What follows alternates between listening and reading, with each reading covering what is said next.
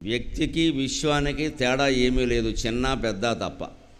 బియ్యంలో ఉడికిన అన్నంలో ఒక్క రాయి ఉన్నా ఎక్కడో అక్కడ పంటి కింద తగలడం ఖాయం, పన్ను నొప్పి పెట్టడం ఖాయం. సాధారణంగా 40 ఏళ్ళు దాటాయి అంటే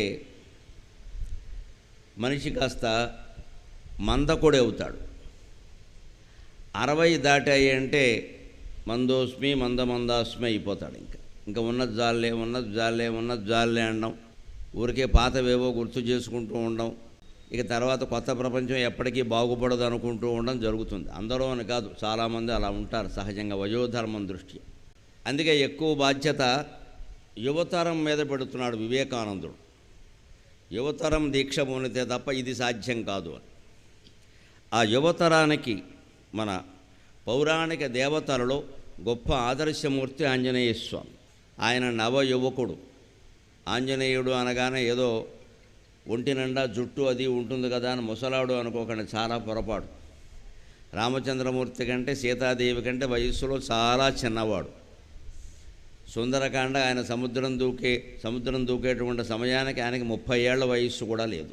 ఆయన నవమ బ్రహ్మగా కీర్తింపబడతాడు అని పురాణాలు చెబుతున్నాయి. ఆయన తపస్సు కారణంగా, రామనామ జపం కారణంగా 9వ బ్రహ్మ అవుతాడు ఈ సృష్టికి మొత్తానికి. ఇప్పుడు నడుస్తున్నది ప్రథమ బ్రహ్మ, చతుర్ముఖ బ్రహ్మ. ఈయన్ని హిరణ్య గర్భుడు అంటారు.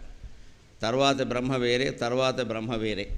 ఇలాగా హనుమంతుడు కూడా బ్రహ్మ అవుతాడు, అంతవరకు జీవించి ఉంటాడు అని 7 చిరంజీవుల్లో ఆయన్ని ఒకడుగా చెప్పారు.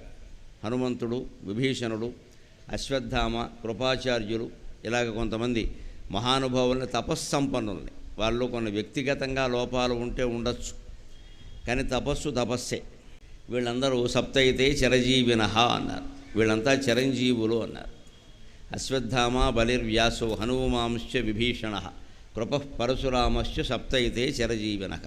అశ్వత్థామ, బలిచక్రవర్తి, వ్యాసుడు, కృపుడు, పరశురాముడు వీళ్ళందరూ కూడా చిరంజీవుల లెక్కలోకి వస్తారు. చిరంజీవతే అంటే చిరకాలం జీవిస్తారు అని అర్థం. దానికి తగిన తపస్సు వారు చేశారు.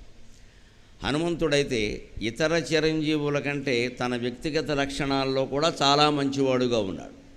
అశ్వత్థామ చిరంజీవి, హనుమంతుడు చిరంజీవి, కానీ చాలా తేడా ఉంది ఇద్దరు. కృపాచార్యుడు అంతే. వీళ్ళందరూ హనుమంతుడంత మంచివాళ్ళు అని మనం చెప్పలేం. హనుమంతుడిలాగే మంచికి సహకరించారని మనం చెప్పలేం. కృపాచార్యుడు, అశ్వత్థామ అధర్మపక్షంలో పోరాటం చేశారు. సరే, విభీషణుడు మంచివాడే కానీ చిట్ట చివరిలో మంచివాడని నిరూపించుకున్నాడు. అంతవరకు ఆయన రావణాసురుడు తమ్ముడే. వాడు చేసిన పనులను సమర్థించడం ఆయనకి తప్పలేదు. అంచేతన సరే, బలిచక్రవర్తి కూడా కొంత అహంకరించినప్పటికీ చివరిలో తెలుసుకున్నాడు. అంచేది ఈ మొత్తం వాళ్ళలో ఎంతమందిలోనూ ఏదో ఒక లోపం, పొరపాటున ఏదో కనపడుతుంది. ఏ లోపమో లేకుండా చిరంజీవిత్వానికి సమస్త అర్హతలు సాధించుకున్నటువంటి ఏకైక యువ నవమూర్తి ఆంజనేయ స్వామి.